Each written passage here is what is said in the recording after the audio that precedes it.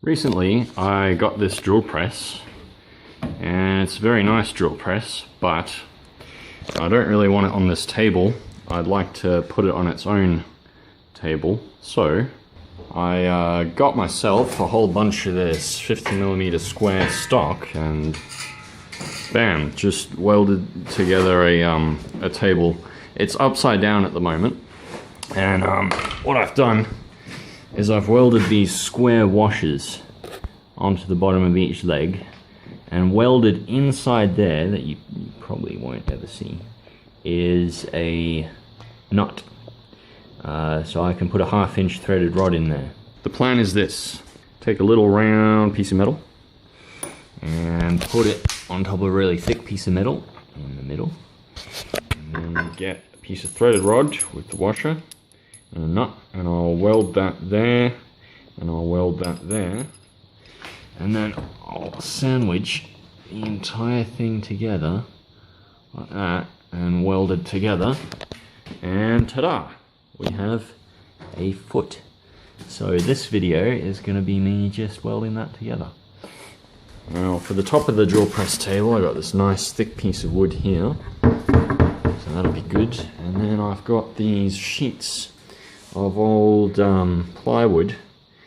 The guy I got it from said it's marine grade ply that they stripped out of Farmer Jack's when it turned into IGA.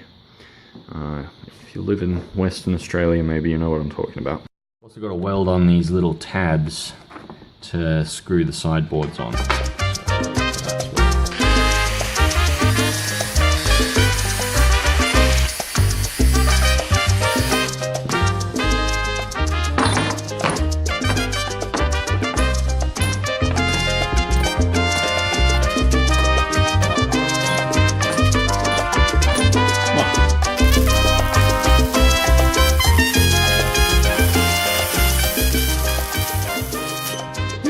Or bolts, I guess. You know, it only just occurred to me when I was welding the last one that I might have been able to just buy some bolts.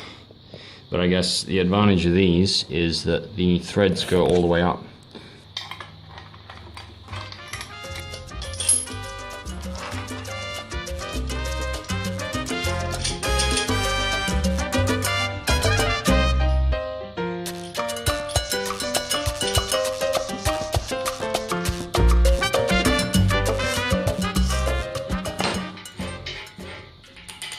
Cool. Now the next job is to weld these onto here. I've got them all marked out. I don't think I'll film the welding. It's not going so well with my camera, so we'll come back when those are done. And then the last thing to do on the feet is to take this and weld that washer there, like that. And that'll end up looking something like this one. Hopefully a lot neater. Probably not. It's very thin walled. It's pretty tricky stick welding.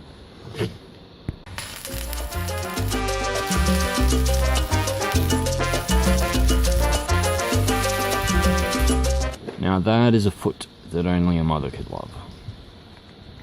That is super ugly, but it's functional.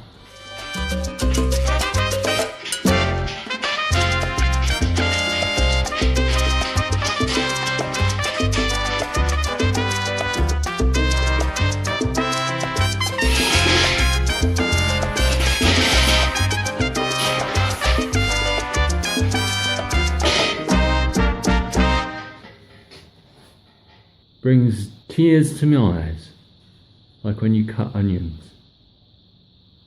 The last thing to do is weld on these little screw tabs, so I'll set up a time lapse of that. And while the time lapse is running, just wanted to say a quick hello to all of you guys. Looks like there's quite a lot of you subscribers these days. I hadn't been on my channel in a couple months. Went and had a look, and yeah, getting quite a lot of views, which is interesting. The last couple videos that I posted weren't amazing, but yeah, I think in 2017 I'll be posting a couple more videos. Hopefully. I got a new microphone for Christmas, and yeah, it seems to be working fairly well, except I'm still figuring out how to use it and get the best out of it. Seems like I'll need to build a pop filter to prevent pops every time I say P. In any case, I'd like to thank you all for watching my videos in 2016, and I'm wishing you a very Merry Christmas and a Happy New Year. And, yeah, I'll see you again in the next video.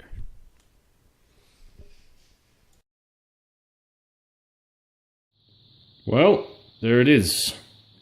Pretty much complete in terms of metalwork. All the tabs are welded on. And the mutant AT-AT feet are attached. There they are.